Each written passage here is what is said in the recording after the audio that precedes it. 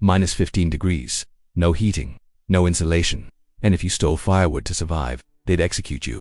Medieval peasants faced this every single night, for months, and somehow they lived.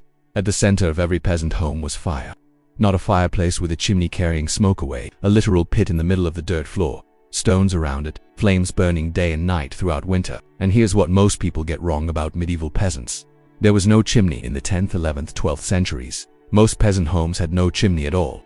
The smoke simply filled the room. Families lived in that haze. They worked on it, they slept in it. Sounds primitive, sounds like ignorance, but it wasn't. The smoke filtered slowly through the thatch roof. And in doing so, it did three things that kept these families alive. First, it smothered sparks before they could ignite the straw above. Second, it killed the insects, the fleas, the lice, the parasites nesting in that thatch, fumigated them. Third, over months and years, the soot coating the straw made the entire roof waterproof. Smoke was slowly poisoning their lungs, but it was also keeping them dry, warm, and free of parasites. Medieval survival was full of trade-offs like this. Every night across Europe, a bell rang through the villages. The curfew, an old French couvre-feu, it means cover the fire. Peasants never extinguished their flames completely. They couldn't afford to. Restarting a fire every morning with flint and steel in freezing temperatures was difficult, sometimes impossible with numb fingers. So instead, they raked hot ashes over the burning logs. The fire would smolder through the night, low but alive, ready to be revived at dawn with a few breaths and fresh kindling. This required precision. Too much ash and the fire dies. Too little and the house burns down. Children learned this skill before they learned to read. Because in medieval Europe, reading was a luxury. Fire management was survival. But here's where it gets darker. The wood that kept these fires burning didn't belong to peasants. Forests were the Lord's property. Cutting trees without permission was poaching. And in some regions, the punishment was death. Peasants faced a brutal choice: risk execution for gathering firewood, or freeze in the dark. Fire kept them alive, but fire alone wasn't enough. The second strategy peasants used sounds disgusting to modern ears, but it was brilliant. In 1969, archaeologists excavated a medieval settlement called Haunter on Dartmoor in southwest England. What they found changed how historians understood peasant housing. The buildings weren't simple huts. They were 40 to 80 feet long, divided into two sections under one roof. The family lived on one end. Their cattle lived on the other. A low stone wall separated them. Sometimes just a wooden partition. Same building, same air, same warmth. This wasn't desperation. This was the design. Here's a number that might surprise you. A single cow produces enough body heat to match a modern space heater. Not a small portable one, a proper 1500-watt unit. One cow burning calories, digesting food, radiating heat around the clock. Put 2 or 3 cattle in a confined stone building, and you've created something remarkable. Passive heating that requires no fuel, no maintenance, no midnight trips to feed the fire. The animals simply exist, and warmth flows into the living space. The longhouse design was precise. Human quarters sat on the higher ground, animal quarters on the lower end. A drainage channel ran through the floor, carrying waste downhill and outside. This wasn't random. It was architecture adapted to a specific problem: how to capture animal heat without drowning in animal filth. The smell was real. By late February, after months of winter confinement, modern visitors would find it unbearable. But consider the context. These were people without running water, without daily bathing, without the scent expectations we take for granted. Their threshold for normal was simply different. What seems revolting to us was invisible to them, and the animals provided something beyond warmth. Livestock was wealth. A cow wasn't just heat, it was milk, cheese, leather, and labor. Keeping animals inside wasn't a burden, it was protection. Winter was when raiders came, when thieves struck, when a single stolen cow could mean starvation by spring. Sleeping in the same building as your livestock meant hearing any disturbance instantly. It meant your most valuable possessions were as close as possible. Security, warmth, efficiency. The longhouse solved 3 problems with one design. If you're finding this interesting, that subscribe button helps more than you'd think. But even with fire burning and animals breathing, some nights were too cold. Peasants needed a third layer of protection. And this one required something most modern people would refuse to do. Wool was the difference between life and death. Not cotton, which was expensive and imported from distant lands. Not silk, reserved for nobility and clergy. Wool, rough, coarse, itchy wool from the sheep that grazed on common land across Europe. Every peasant owned wool garments, tunics, cloaks, hoods, hose that wrapped the legs from waist to ankle. And beneath the wool, linen undergarments worn directly against the skin. Layer upon layer, built up like armor against the cold, but wool had a property that made it irreplaceable. Sheep produce a natural oil called lanolin. It coats their fleece and protects them from rain. When wool is processed today, that oil gets stripped away. Medieval peasants couldn't afford such waste. Their wool retained much of its original lanolin, and lanolin repels water. It traps heat. It turns simple fabric into weatherproofing. Here's where it gets uncomfortable for modern sensibilities. Peasants didn't wash their outer garments in winter, not for weeks, sometimes not for months. And this wasn't neglect, it was a strategy. Every wash strips lanolin from wool. Every wash breaks down the fibers. A freshly cleaned cloak was actually less warm than one worn for weeks straight.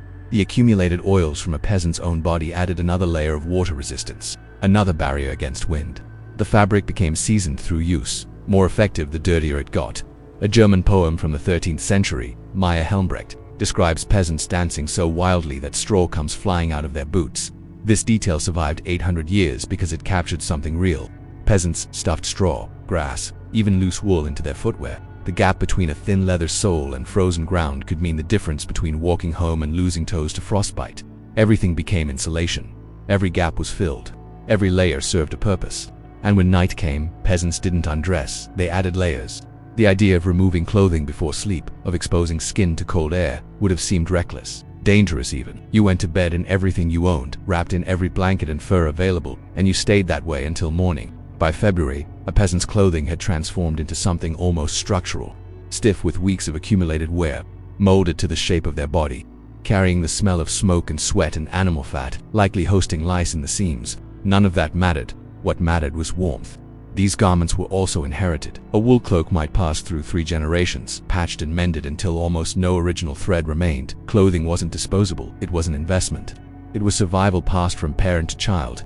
Fire, animals, unwashed wool, 3 layers of defense against winter. But all of it meant nothing without the 4th strategy, and that one began months before the first snow fell. The Anglo-Saxons had a name for November. They called it Bloodmanoth, the blood month. On the 11th of November, a day called Martinmas, peasants across Europe began the annual slaughter. Pigs that had spent autumn fattening on acorns in the forest, cattle that couldn't be fed through winter, sheep too old to survive the cold. One by one they were killed. This wasn't cruelty, it was arithmetic. Keeping animals alive through winter meant feeding them grain that humans needed.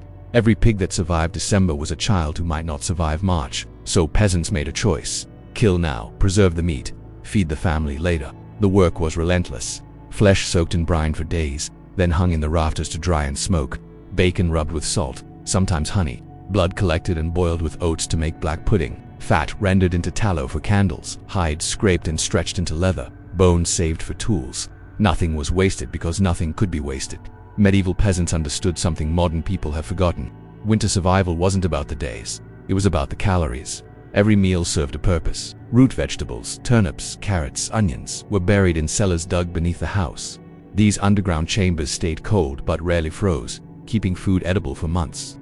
Cabbage was pickled in salt and vinegar, apples pressed into cider, hard cheese aged in cool darkness, and at the center of every winter kitchen was pottage was a thick stew of whatever the family had. Peas, beans, onions, barley, scraps of preserved meat if they were fortunate.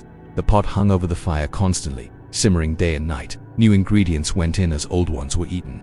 The same pot might cook continuously for weeks, the broth growing richer with each passing day.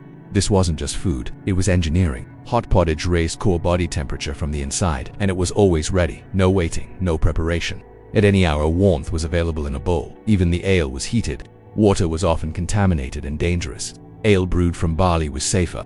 Peasants drank it warm, children included, adding another layer of internal heat before facing the cold. But here's what nobody tells you about medieval winter. No matter how carefully a family prepared, spring was called the hungry gap. By March and April, the cellars were nearly empty. New crops hadn't sprouted. The preserved meat was gone. Families survived on dried beans, stale bread, and whatever pickled vegetables remained at the bottom of the barrel. The peasants who calculated correctly in November lived to see May. Those who ate too generously in January sometimes didn't. Fire animals, clothing, food for strategies layered together. But there was one more. The final defense against the cold. And it happened in the hours when peasants were most vulnerable. At night, in their beds. Night was the most dangerous time. The fire burned low, the animals grew quiet, and the temperature inside a peasant home dropped toward freezing. Everything a family had done during the day, the fire tending, the layered clothing, the hot pottage, all of it faced its ultimate test in the hours before dawn. Medieval peasants didn't have beds, not as we understand them. They slept on sacks stuffed with straw, laid on the floor or raised on wooden platforms to escape the coldest air pooling at ground level. The straw was changed once a year if they were fortunate. More often it became home to lice, fleas, and bedbugs. Most peasants simply accepted this as the price of having somewhere to lie down. Privacy didn't exist. Entire families slept together in a single room, often in a single bed. Parents, children, grandparents, sometimes servants or travelers seeking shelter. Everyone pressed close because separation meant cold. The arrangement was deliberate. Children slept in the center, surrounded by the warmth of adult bodies. The elderly and vulnerable were protected from the edges where frost crept in. This wasn't affection, it was engineering. Human bodies generate heat. Cluster enough of them together and you create warmth that no single person could produce alone. Before bed, peasants heated stones in the fire and wrapped them in cloth. These warming stones went beneath the blankets, radiating heat for hours. By midnight, the stones were cold. By dawn, so was everything else. Here's something that would seem strange to modern people. Medieval Europeans didn't sleep in one continuous block, they slept in two phases. First sleep began at sunset, lasting 3 or 4 hours, then they woke up. Not from insomnia, not from noise. This was the natural human pattern before electric light changed everything. During this wakeful period, sometimes called the watch, peasants would tend the dying fire, add fuel, bank the coals for the second half of the night. Some ate a small meal or prayed. Some simply lay in darkness, listening to the wind outside. Then came a second sleep, another 3 or 4 hours until dawn. This pattern meant the fire was never completely neglected. Every few hours, someone was awake to keep it alive. The rhythm of Peasant sleep wasn't just rest, it was a survival rotation. And peasants never undressed. Removing clothing before bed would have seemed reckless. Your body spent hours warming the layers against your skin. Taking them off meant losing that accumulated heat instantly. Peasants slept fully clothed, sometimes adding extra wool before lying down. The concept of night clothes, of special garments for sleeping, belonged to a world they would never know. By morning, breath hung visible in the air. The fire had faded to embers, the warming stones were cold. Getting out of bed meant leaving the only warmth available and facing a room that had dropped below freezing. Peasants learned to move fast. Revive the fire first, get blood flowing through movement, eat something hot as quickly as possible. The transition from sleep to waking was not gentle. It was a race against the cold that started the moment you opened your eyes. This was medieval winter, not romantic, not simple. A daily battle fought with fire and animals and wool and food and the warmth of other bodies. 5 strategies layered together, each one essential, none of them sufficient alone. And somehow, it worked, generation after generation, through winters that would kill most modern humans. Medieval peasants survived. Fire, animals, filth, food, and bodies pressed together through the longest nights. 5 strategies. Not one of them is comfortable, not one of them pleasant. Every single one of them is necessary. Modern humans would struggle to survive a week in these conditions. Medieval peasants endured them for months, every year, for their entire lives. They didn't have technology. They didn't have insulation. They had knowledge, hard knowledge, passed from parent to child, refined by centuries of winters that killed anyone who didn't learn fast enough. 5 strategies. Not one of them is comfortable, not one of them pleasant. Every single one of them is necessary. Next time, we're going north, to the Vikings, and to something called the Blood Eagle. Subscribe so you don't miss it.